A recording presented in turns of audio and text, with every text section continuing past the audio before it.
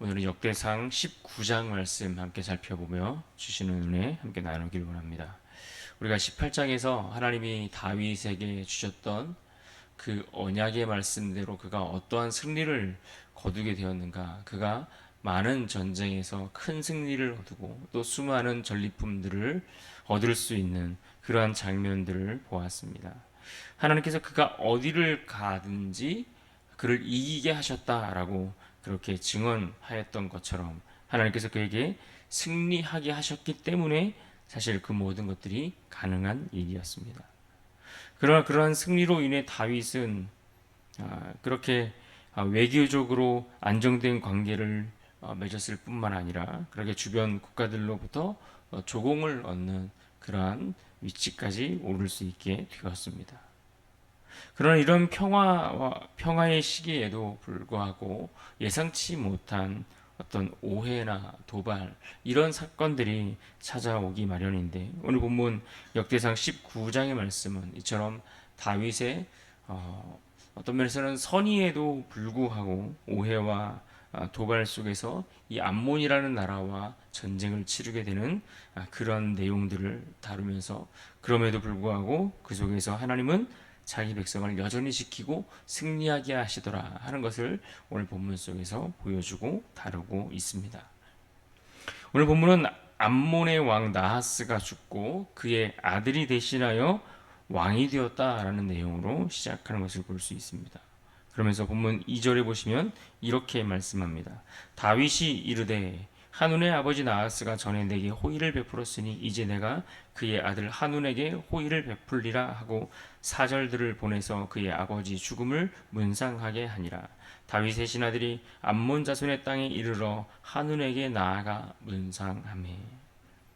다윗은 지금 암몬의 왕이 죽은 그 죽음에 대해서 애도하고 그의 뒤를 이어 왕이 된 한운에게 이것을 위로하기 위해 조문을 위한 사절단을 보내었다라고 기록해 주고 있습니다. 다윗이 이 사절단을 보낸 이유 또한 같이 언급해 주고 있는데, 선왕이었던 나하스가 다윗에게 은혜를 베풀었기 때문이다라고 말씀하고 있습니다. 그 은혜가 정확히 어떠한 은혜였는지는 우리가 다 알지 못한다 하더라도 이 새로운 그 왕의 후계자로 세워진 그 아들의 왕에게 그러한 어떤 아버지 때에 있었던 지속적인 우호 관계를 유지하기 위해 이처럼 선의 행동들을 베풀고 있다라는 것입니다. 하지만 문제는 이러한 다윗의 의도와 어떤 선의에도 불구하고 그것들을 바라보는 시선이 그리 곱지 못한 부분들이 분명 있었습니다. 특히 한눈의 신하들은 이 일을 전혀 엉뚱하게 해석하는 내용이 오늘 본문 3절에 기록되어 있습니다. 3절을 보십시오. 암몬 자손의 방백들이 한눈에게 말하되 왕은 다윗이 조문사절을 보낸 것이 왕의 부친을 존경함인 줄로 여기시나이까. 그의 신하들이 왕에게 나아온 것이 이 땅을 엿보고 정탐하여 전복시키고자 함이 아니니까 하는지라. 보십시오. 이처럼 이들의 삐딱하고 잘못된 시선이 있었고 그로 인해 결국 다윗의 사신들은 모욕을 당한 채 돌려보내졌습니다. 그리고 오히려 암몬은 이 일을 계기로 아람이라는 나라까지 끌어들여 군사적 동맹을 맺고 이스라엘과 싸우기 위해 전쟁을 준비하며 진을 치고 있는 그러한 상황까지 이어지고 있습니다.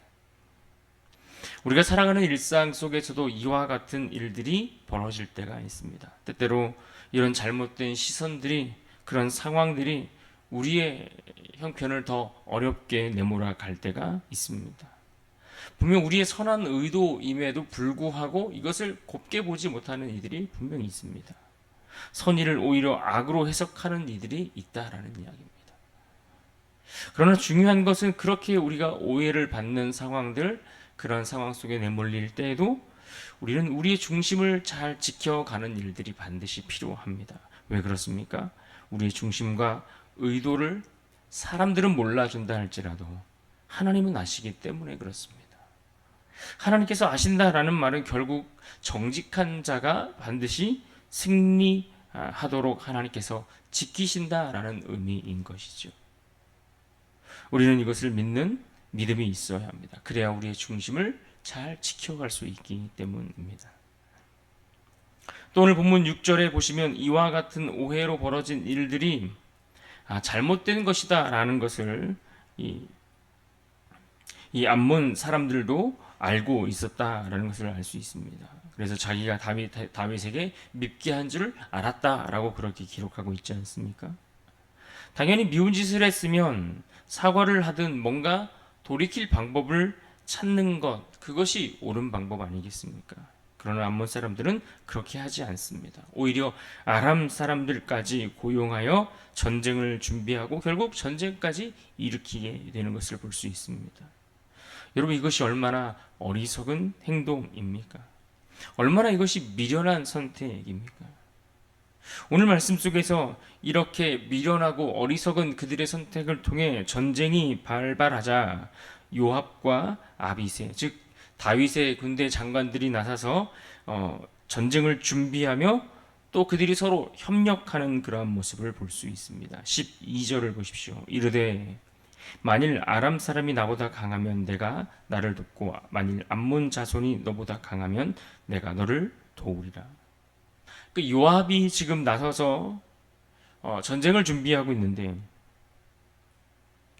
연합하여 그들을 이스라엘을 공격해 오는 대적들, 그 연합하여 공격하는 그 대적들을 상대로 이 아비새도 이 요압도 아비새와 함께 연합하여 협력할 것을 권하고 있는 것입니다. 그러면서 이 협력하여 우리가 힘을 모으자라고 권면하면서 결정적으로 그가 이와 같은 고백을 하는데 본문 13절 말씀을 보십시오. 너는 힘을 내라. 우리가 우리 백성과 우리 하나님의 성읍들을 위하여 힘을 내자. 여호와께서 선히 여기시는 대로 행하시기를 원하노라 하고, 지금 이스라엘은 홀로이지만 지금 적들은 연합한 여러 나라가 함께 쳐들어오는 그런 상황입니다. 그럼에도 불구하고 그들이 두려워서 아무것도 하지 않은 것이 아니라 오히려 더 협력하고 힘을 합치고 그렇게 최선의 노력과 준비를 다 하고 있다라는 것입니다. 그렇게 최선의 노력과 준비를 수고를 아끼지 않고 다 하고 그 다음은 어떻게 하고 있습니까? 그 결과를 하나님께 의탁하고 있는 장면입니다. 그래서 뭐라고 말합니까? 여호와께 선히 여기시는 대로 행하시기를 원하노라. 여러분, 이 말을 가만히 들어보면 이것이 얼마나 멋있는 고백인지 모릅니다. 우리가 할 수 있는 것은 승리의 결과가 아닙니다. 여러분, 내가 할 수 있는 것은 이김을 얻을 수 있는 결과가 아니라는 이야기입니다. 내가 승리를 책임질 수 있는 것이 아니고 내가 우리가 생각하는 그 좋은 결과를 내가 장담하여 내가 책임지고 내가 만들어낼 수 있는 일이 아니라는 겁니다. 우리가 할 수 있는 것은 최선을 다해 준비하고 힘을 다하여 주어진 그 싸움을 치러 가는 것입니다. 그러고 나서 그 결과는 하나님께 있음을 인정하고 그분께 맡겨드리는 것, 이것이 우리의 최선인 것입니다. 요압은 이와 같이 최선을 다해 준비하고 협력하고 힘을 모으고 그리고 열심히 싸우되 그 결과가 하나님 안에서 하나님 뜻대로 이루어질 것을 기대하며 그분께 맡겨드렸습니다. 요압은 이처럼 믿음의 고백을 드린 후에 전쟁터로 향했습니다. 그리고 그의 믿음의 고백처럼 하나님은 그들을 선히 여기셨고 그들과 함께 하심으로 아람도 암몬도 모두 패하고 이스라엘은 큰 승리를 얻을 수 있게 되었습니다. 분명 이 전쟁은 다윗이 시작한 게 아닙니다. 이스라엘이 도발한 것이 아니라 철저히 상대방의 도발과 그들의 오해로 인해서 시작된 전쟁이었습니다. 그러나 이러한 상황 속에서도 다윗과 그의 신하들은 분명 중심을 잘 지켜 하나님을 의뢰하였다라는 것을 우리는 볼 수 있습니다. 최선의 준비를 통해 대비하였고 그 다음에 하나님을 의뢰하여 싸움터로 향했던 것입니다. 그리고 하나님은 그들의 중심을 하시고 두려움 대신 담대함을 주셨고 그들에게 큰 승리를 허락해 주셨습니다. 여러분, 이것은 우리의 삶도 마찬가지인 줄로 믿습니다. 우리의 삶에도 살다가 예상치 못한 싸움에 처할 때가 있습니다. 생각지도 못했던 싸움과 위기 가운데 내가 선의를 행한 일이 오히려 불의로 악하게 오해하고 그들이 그렇게 상황을 몰아가면서 오히려 더 불리하고 마치 연합군들과 싸워야 하는 것처럼 힘들고 억울한 상황들 속에 내몰릴 수 있다라는 이야기입니다.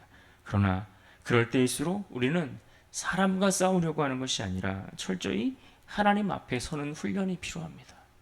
우리가 사람을 상대하여 그들과 싸워서 무엇을 해보겠다 이것이 아니라 내가 먼저 하나님 앞에 우리의 중심을 지켜 하나님께서 우리의 중심을 아시고 하나님께서 나를 기억해 주시기를 바라는 그런 믿음이 우리에게 필요한 것입니다.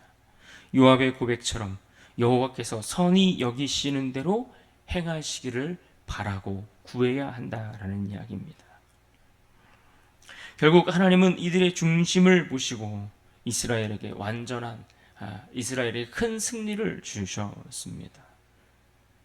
그런데 오늘 본문 16절 이하에 이어지는 말씀들을 보면 하나님이 그들에게 주신 승리는 그냥 단순한 한 번의 싸움의 승리가 아니라 완전한 승리를 또한 이루게 하셨다라는 것을 우리가 확인해 볼 수 있습니다. 그래서 16절 이하에 보시면 처음 전쟁에서 패한 이 아람 사람들은 다시 모여 군대를 조직하지만 이번에는 이 다윗이 직접 진두지휘하며 그들과 나가 싸워 무찌르는 것을 볼 수 있습니다. 그리고 결국 아람이 어떻게 되었습니까? 19절을 보십시오. 하닷 에셀의 부하들이 자기가 이스라엘 앞에서 패하였음을 보고 다윗과 더불어 화친하여 섬기고 그 후로는 아람 사람이 암몬 자손 돕기를 원하지 아니하였더라.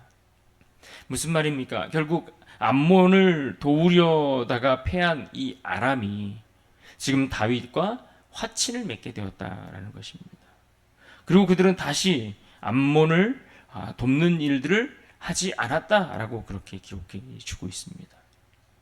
이제 그렇게 이 전쟁은 이스라엘의 군사적 승리뿐만 아니라 정치적인 안정까지 이룰 수 있는 결과를 낳게 된 것입니다. 중심을 하시는 하나님께서 우리의 말도 안 되는 이 억울한 상황을 역전시키시고 또 반전을 이루어 가시는 그러한 하나님이신 것을 오늘 말씀 속에서 우리는 확인해 볼 수가 있습니다. 이처럼 하나님의 개입은 단순한 싸움에서 이기는 정도가 아니라 그 이후에 평화까지 허락하시는 방식으로 나타나고 있는 것입니다. 그러므로 우리가 낙심과 낙심할 상황들과 억울한 상황들 속에서 우리가 절망하고 주저앉을 일이 아님을 우리는 기억해야 합니다. 우리의 선한 의도가 오해를 받았다고 그 어떠한 우리가 행하고자 하는 그 아름다운 일들을 중단하거나 멈추지도 말아야 하는 것입니다. 왜 그렇습니까? 하나님의 개입은 우리의 억울함을 회복할 뿐만 아니라 오히려 위기를 새로운 질서와 또한 복으로 바꾸실 수 있기 때문에 그렇습니다. 그러므로 오늘 말씀을 통해 우리가 다시 한번 분명히 하나님이 어떤 분인지를 기억할 수 있기를 바랍니다. 다윗의 선의를 오해했던 암몬은 결국 자신도 패하고 돕던 아람까지 물러나게 했습니다. 그리고 그 중심에서 요압과 이스라엘이 고백했던 그 말씀, 우리 13절 말씀 우리가 다시 한번 확인하고 이 말씀 붙들고 승리하는 하루가 되기를 바랍니다. 우리 13절 말씀 같이 한번 읽어볼까요? 시작. 너는 힘을 내라. 우리가 우리 백성과 우리 하나님의 성읍들을 위하여 힘을 내자. 여호와께서 선히 여기시는 대로 행하시기를 원하노라 하고. 여러분, 이 고백이 오늘 우리의 고백이 될 수 있기를 바랍니다. 억울한 상황, 잘못된 해석, 도발 앞에서도 우리가 사람과 논쟁하기보다 하나님 앞에 서서 중심을 지키고 하나님 앞에 엎드릴 수 있는 그런 사람들이 될 수 있기를 바랍니다. 하나님은 아시고 하나님은 함께 하시며 하나님은 오늘도 우리 가운데 선한 일들을 이루어 가기를 원하십니다. 우리가 이 말씀 붙들고 이 하루도 하나님 앞에 신실하게 살아가며 승리를 얻는 우리 모두가 될 수 있기를 주님의 이름으로 축복합니다.